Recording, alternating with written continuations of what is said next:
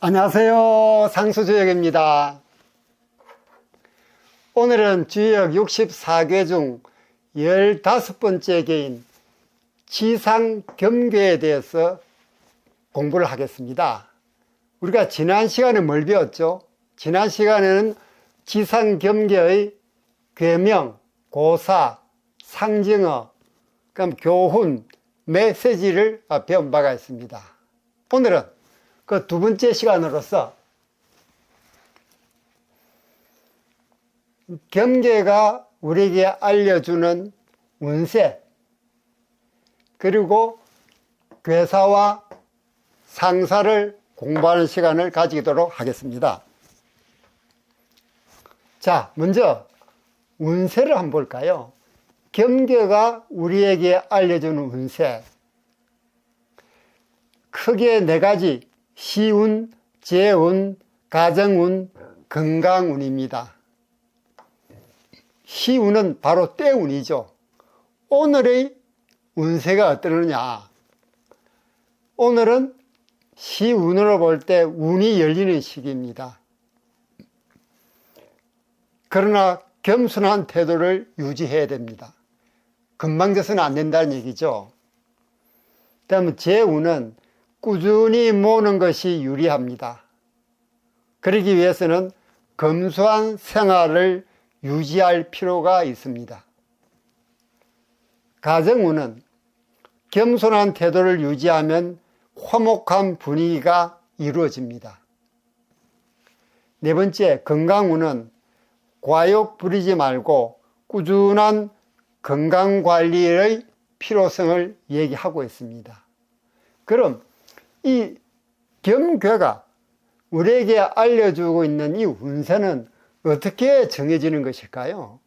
여러분, 이 운세 내용을 가만히 보시면은 이게 겸손, 검소, 겸손, 꾸준함, 이런 용어가 계속 나오고 있습니다. 이 용어는 바로 지상겸괴의 상징을 가지고 있는 겸손과 내면의 강인한 힘과도 일맥상통한 것이죠. 그러니까 운소가 하늘에서 내려온 것이 아니고 오늘에 해당하는 이 지상겸괴의 운세는 결국 겸괴가 가지고 있는 상징에서 나오는 것이다 라는 부분을 우리가 여기서 알 수가 있겠습니다. 그래서 하루의 일과를 시작할 때 또는 어떤 결정을 내릴 때 오늘의 운세가 어떤지를 참고로 해서 결정을 하면은 적어도 그날의 운세에 어긋나지 않는 그런 결정을 내릴 확률이 훨씬 높아지겠죠. 네, 오늘 운세를 말씀드렸습니다. 다음은 이제 괴사로 갑니다. 괴사. 우리 한글로 적어볼 거예요. 겸, 형, 군자, 유종입니다.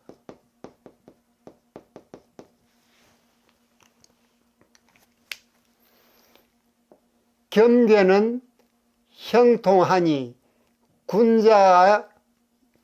군자에게 유종 의미가 있다라고 해석이 되겠습니다.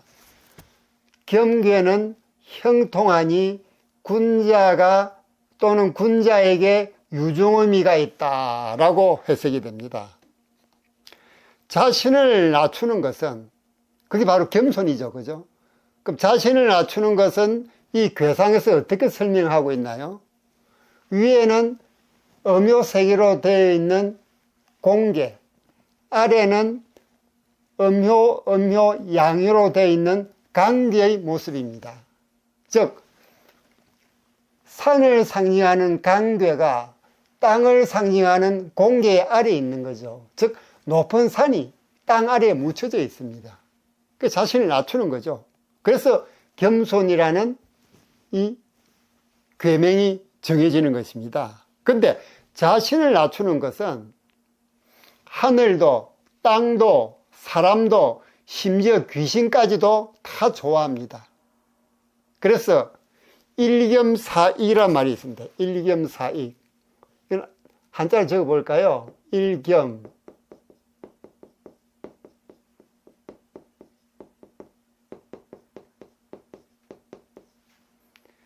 하나의 겸손함은 네 가지의 이익이 있다. 이 네 가지가 뭐냐? 천, 지, 인, 귀. 하늘도 땅도 사람도 심지어 귀신까지도 겸손한 것은 좋아한다 라고 얘기를 합니다. 그래서 주역 64개 중에서 유일하게 경계, 이 지상 경계에만 6개 효사가 모두 좋은 의미로 나오고 있습니다. 어떤 좋은 의미를 가지고 있는 괴라도 그 효사, 6개의 효사가 모두 다 좋은 효로 나오는 것은 이 지상 경계가 유일합니다. 그 정도로 겸손한 것은 모두 다 좋아한다는 그런 얘기죠. 여기서 군자 유종, 군자를 한번 볼까요? 군자. 군자를 보면은, 이걸 파자를 해보면, 군자는 윤자 플러스 구자입니다. 그렇죠. 윤자와 구자입니다. 이 윤자는 옛날 건문을 보게 되면은 지팡이를 짚고 있는 리더의 모습입니다. 그래 보이나요? 윤자 한번 볼까요? 지팡이를 짚고 있는 리더의 모습.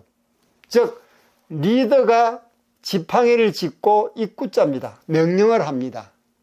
그게 군자가 가지고 있는 의미가 되죠. 그래서 군자 유종이라 할 때 군자가 가지고 있는 건문에서 얘기해 주는 그 내용은 지팡이를 짚고 있는 리더가 입으로 명령을 한다 라는 부분을 우리가 여기서 알 수가 있겠습니다. 그럼 여기 군자 유종이라는 이 괴사는 우리가 물상으로 해석을 하면 어떻게 할 수 있을까요?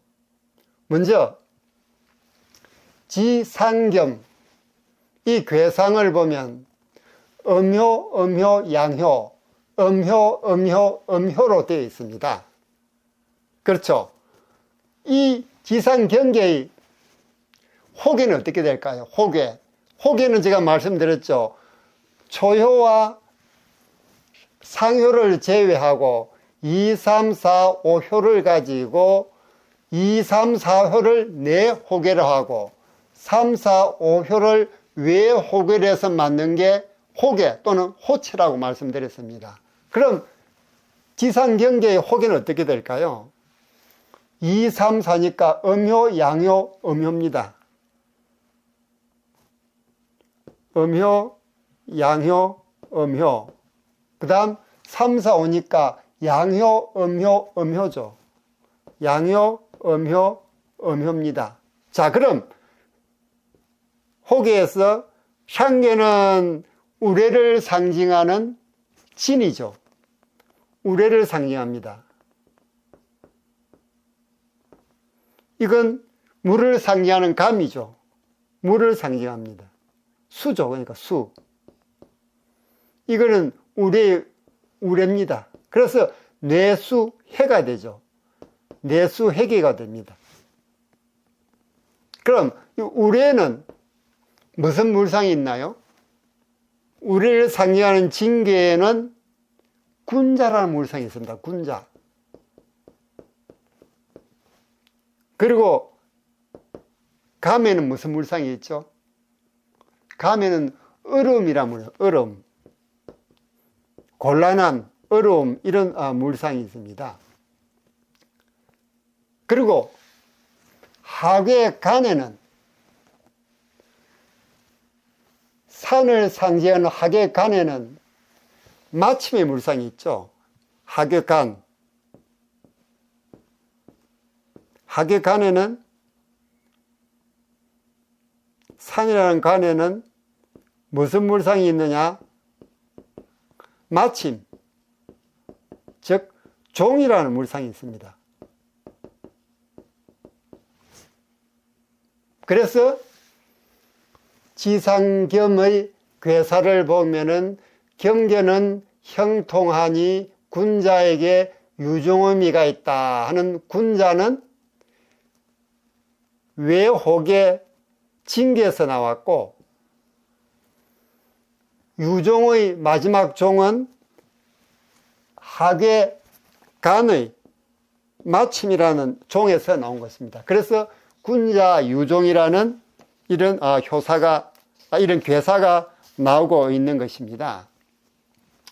근데 여기서 우리가 주목할 것은 군자유종이라는 여기에서 설계전을 보면은 무슨 내용이 있느냐? 설계전을 보면 이런 내용이 있습니다. 마치고 시작하는 것에 간보다 더 성대한 것은 없다라는 말이 있습니다. 즉 종만물, 시만물자, 막성호간이라 그럽니다. 한자를 쓰지 않겠습니다. 너무 복잡해 보이니까요. 그냥 설명만 드리죠. 종만물, 시만물자, 막성호간. 무슨 뜻이냐 하면 마치고 시작하는 것으로는 간보다 더 성대한 것이 없다라고 설계전에서 얘기하고 있습니다. 그럼 막성호간의 간은 무엇일까요? 간은 바로 지상겸의 이 간입니다. 이 간은 후천팔계도에 표시하면 어떻게 됩니까? 제가 미리 걸어두었습니다. 보면은 후천팔계도를 보면은 맨 아래에 감이 있고 시계 방향으로 간, 진, 손, 니, 곤, 태, 근, 감괴, 간괴, 진괴, 손괴, 리괴, 곤괴, 태괴, 근괴 이런 수로 되어 있다는 얘기죠. 그럼 여기서 막성화할 때 간은 바로 이 간입니다. 간보다 더 성단 것이 없다는 얘기는 마치고 시작, 종만물, 시만물자, 막성호간할 때 이 간은 바로 감계와 진계의 사이에 놓여 있습니다. 그렇죠? 그리고 이 후천팔계도를 보면서 우리가 사계절을 표시하면은 봄, 여름, 가을, 겨울이 됩니다.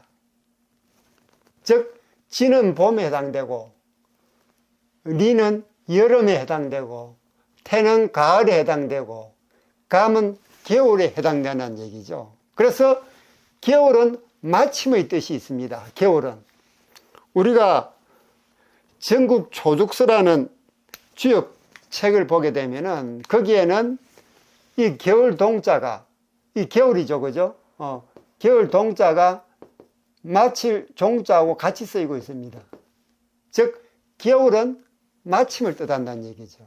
즉 겨울은 마침을 뜻하고 봄은 시작을 뜻하죠. 다시 한번 말씀드리면 봄에는 꽃이 피고 나무가 자랍니다. 여름에 성장하죠.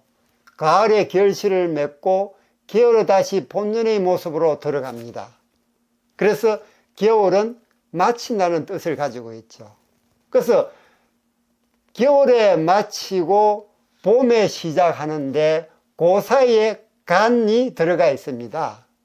그래서 종만물, 시만물자, 막성호간이라는 간자는 바로 이 간괴를 얘기하는 거죠. 그래서 간괴가 겨울의 상당하는 감괴와 봄에 해당하는 진괴의 사이에 있다 보니까 설계전에서 종만물, 시만물자, 막성호간이라고 얘기를 하고 있는 것입니다.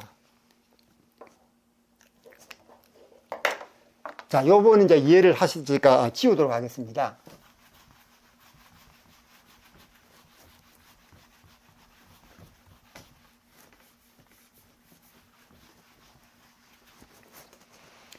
자, 여기서 우리가 군자유종에 대해서 좀 더 배워볼까요? 군자유종. 자, 여기서 음요가 6개인데 유일하게 구삼만 양효입니다. 당연히 여기서 말하는 군자는 구삼이 되겠죠. 또 구삼이 이 괴상의 괴주입니다. 즉 괴의 주인이죠. 제일 넘버원이라는 얘기입니다. 이 구삼을 보면은 하계 간의 주효입니다. 그렇죠? 음요, 양으로 되어 있는데 음효가 두 개임에 반해서 양효는 하나밖에 없으니까 이 구삼이 학의 주효가 됩니다. 또 내옥의 감의 주효가 되죠. 내호계를 하면 제가 말씀드릴 때 2효, 3효, 4효를 가지고 만든 게 내호계고 3효, 4효, 5효를 가지고 만든 게 외호계라고 말씀을 드렸습니다. 그래서 2, 3, 4 물을 상징하는 관계죠. 그게 또 주효입니다. 양효로서 가운데 들어가 있죠. 그래서 이 구삼은 지상경계 괴상의 괴주인과 동시에 하계간의 주효가 되고 내옥의 감의 또 주효가 되는 것입니다. 여기서 간의 물상에 뭐가 있다고 제가 말씀드렸죠? 간. 산을 상징하는 간의 물상에는 멈춤의 물상이 뜻은 멈춤. 그렇죠? 멈춤. 그 다음에 설계전에서 제가 조금 전에 말씀드릴 때 종만물, 시만물자, 막성호간 마치고 시작하는 것이 간괴보다 더 성대한 것은 없다고 말씀드리면서 제가 후천 8계도에서 설명을 드린 바가 있습니다. 그래서 군자는 이 간에서 멈추기 때문에 유종의 군자 유종, 즉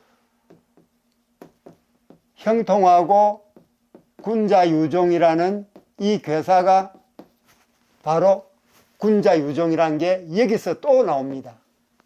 이게 끝이 아닙니다. 또 하나 더 있죠. 자, 여기서 또 군자 유종이 왜 나왔을까? 둘째는 내호계 2, 3, 4라 그랬죠. 2, 3, 4은 음효, 양효, 음효입니다. 음효, 양효, 음효. 이건 물을 상징하는 감이죠. 여기는 무슨 물상이 있습니까? 어렵다는 물상, 어려움, 곤란함, 어려움의 물상이, 어려움. 또 수고로움이라는 물상도 있죠. 즉, 이 내옥에 가면 수고로움을 상징하고 어려움을 상징하고 만물이 돌아가는 곳입니다. 그리고 겨울에 해당된다고 말씀드렸죠. 조금 전에 9008계대를 볼 때 이 감은 가장 아래에 겨울에 해당하는 곳에 있었습니다. 그래서 전국 초적서라는 주역책에는 이 감이 겨울에 해당되는 이 감은 바로 끝이라는 마침이라는 종과 같이 쓰인다고 말씀드린 바가 있습니다. 그래서 또 이 군자 유종이 여기서도 나오고 여기서도 나오고 있습니다. 군자 유종. 세 번째, 지상경계는 유일하게 양효가 하나 있습니다. 그러면서 땅 밑에 들어가 있습니다. 높은 산이 땅 밑에 들어가 있으니까 당연히 제일 낮은 곳에 있는 거죠. 높은 산임에도 불구하고 땅 밑에 들어 있으니까 가장 낮은 곳에 있는 것입니다. 그리고 만물은 모두 낮은 곳으로 모이게 되어 있습니다. 모든 사물은 그렇습니다. 근데 이 관계가 땅 밑에 딱 버팀목을 하고 있으면서 모든 것을 다 받아들입니다. 그래서 노자에 보면 이런 얘기가 나옵니다. 대국자,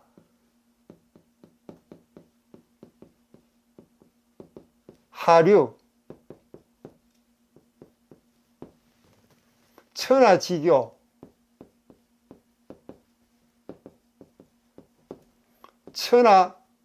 천하유빈,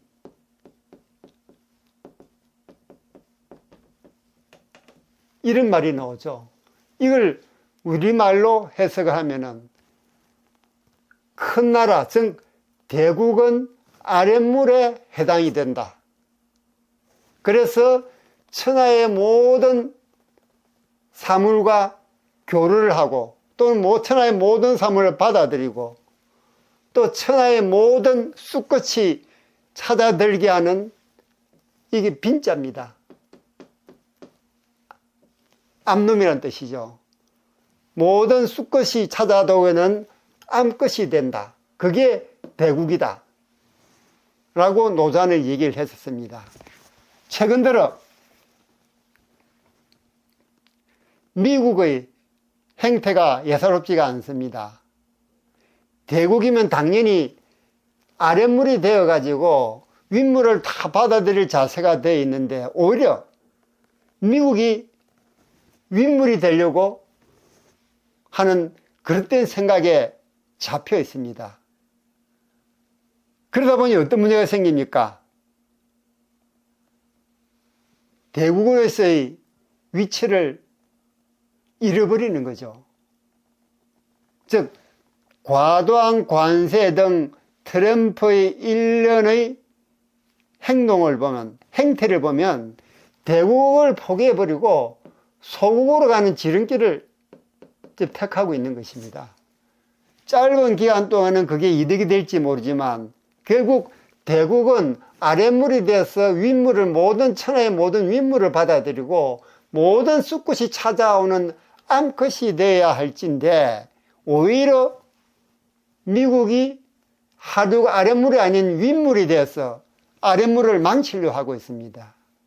대국에서의 어떤 정점이 지난 이유가 바로 여기 있는 것입니다. 저는 지금 미국이 하는 일련의 행태가 어떤 대국으로서의 진정한 대국으로서의 의미를 점차 상실해가는 그런 시기에 도달됐다는 그 내용은 이 노자의 이 얘기에서 우리가 짐작을 할 수가 있겠습니다. 그래서 옛날 중국에서는 이런 말이 있죠. 후왕이 박내, 후왕, 그 다음 박내,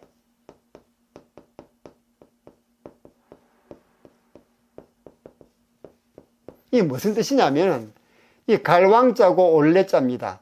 갈 때는 후하게 해주고 올 때는 박하게 받는다는 얘기입니다. 우리가 중국에 한때 조공을 바친 적이 있었죠. 우리가 조공을 하나 갖다 주면은 중국은 둘을 우리에게 보내줬습니다. 이게 대국의 자세였습니다. 물론 지금 중국도 옛날 중국이 아니죠. 이 노자가 얘기했던 이 당시의 어떤 제국으로서의 중국의 이제 지난 것 같습니다. 중국도 미국의 길을 따라가는 것 같아요. 그래서 미국도 만약 중국이 미국처럼 진정한 대국이 되려고 그런다면 아랫물이 될 수 있는 그릇이 되어야죠. 아직 중국은 아랫물이 되기에는 시기상조다 라고 저는 생각한 이유가 바로 노자가 얘기한 대국자 하류, 천하지교, 천하유빈이란 이 말 속에 모든 것이 함축되어 있다라고 저는 생각을 하기 때문입니다. 그래서 이 괴사가 형통하니 군자가 유정의미가 있다라는 이 괴사는 자만하지 않고 끝까지 겸허한 자세를 유지하면 지속적인 번영을 유지할 수 있다. 끝까지 겸손한 태도를 유지해야 지속적인 번영을 할 수 있다는 얘기입니다. 즉 지속적으로 대국이 될 수 있다는 얘기죠. 그런데 이 말이 바로 노자가 얘기한 이 말 속에 포함이 되어 있는 것입니다. 과연 최근에 미국의 일련의 행태가 대국에서의 지위를 유지하려고 하는 것인지 포기하는 것인지 의구심이 가지 않을 수가 없습니다. 자, 이제 교사를 설명드렸고 이번에는 상사를 한번 볼까요? 상사.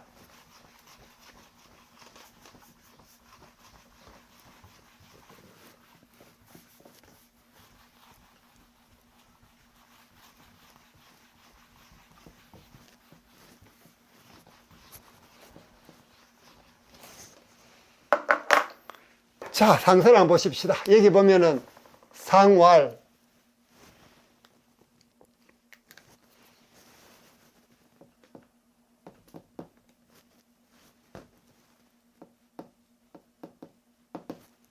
지중유산 겸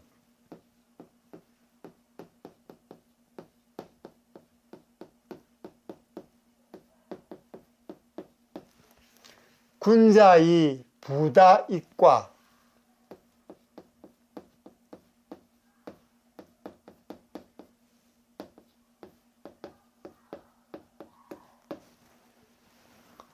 칙물평시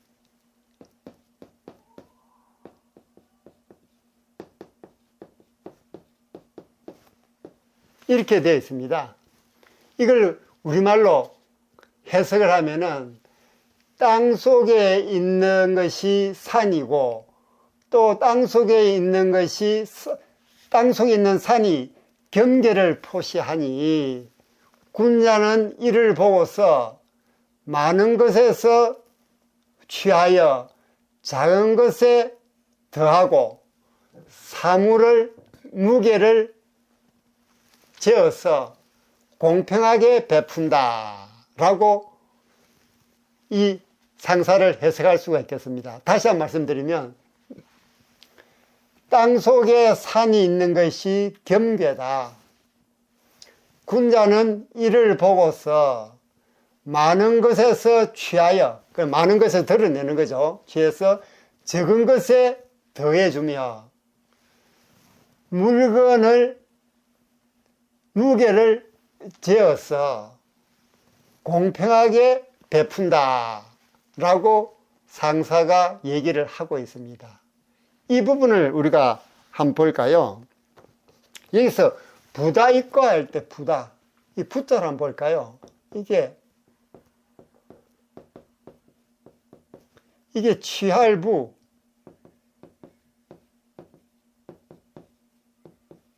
이 취할부입니다. 취한다는 얘기죠.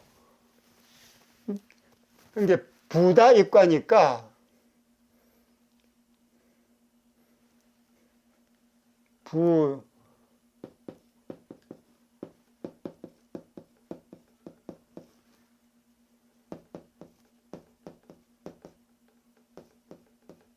이렇게 되겠습니다. 부다익과 많은 것에서 취하여 적은 것에 더해준다. 이게 익과의 뜻이 되겠습니다. 그래서 어떻게 한다? 사물의 무게를, 그래서 사물의 무게를 재어서, 저울질해서, 사물의 무게를 저울질해서 공평하게 베푼다 라고 상사는 얘기를 하고 있습니다. 여기서 우리가 부다익과의 성질을 지닌 물을, 여기서 이제 그래 부다익과를 말씀드렸고, 그 다음에 칙물평시에 있죠. 칙물평시.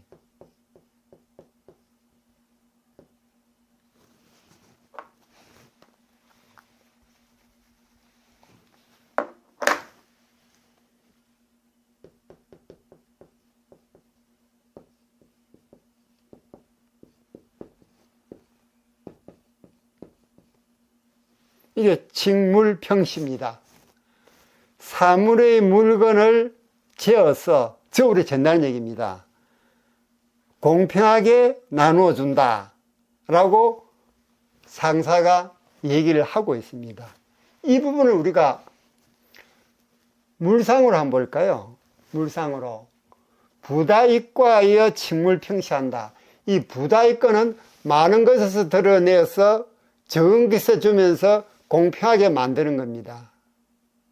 여기 보면은 우리가 지상겸에서, 한번 볼까요? 지상경계를 한번 그려 보십시다.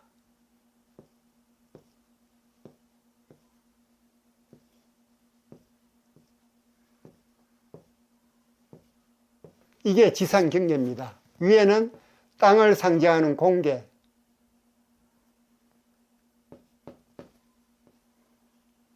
땅을 상징하는 공계, 그 다음에 아래는 산을 상징하는 강교의 모습입니다. 자, 여기 아래 호계를 한번 볼게요. 호계는 말씀드렸듯이 2, 3, 초효와 상효를 제거하고 2, 3, 4효, 2, 3, 4효를 내호계로 하고 3, 4, 5효를 외호계로 한다 했습니다. 3, 4, 5를 외호계로 합니다. 그래서 위는 우레를 상징하는 징괴, 그 다음 아래는 물을 상징하는 감괴입니다.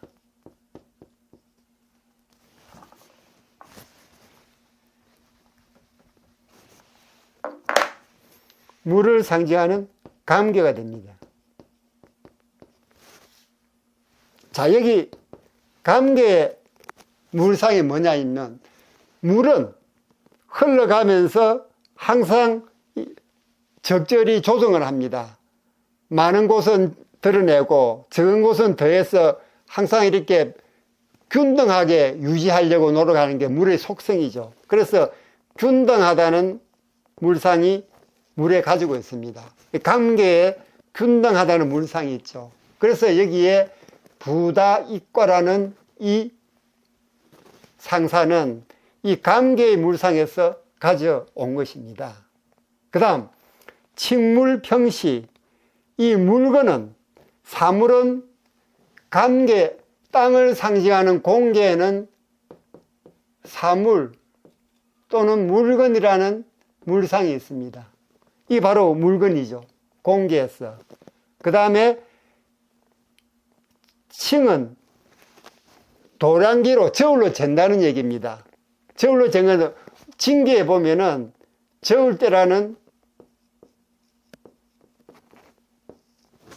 물상이 있죠.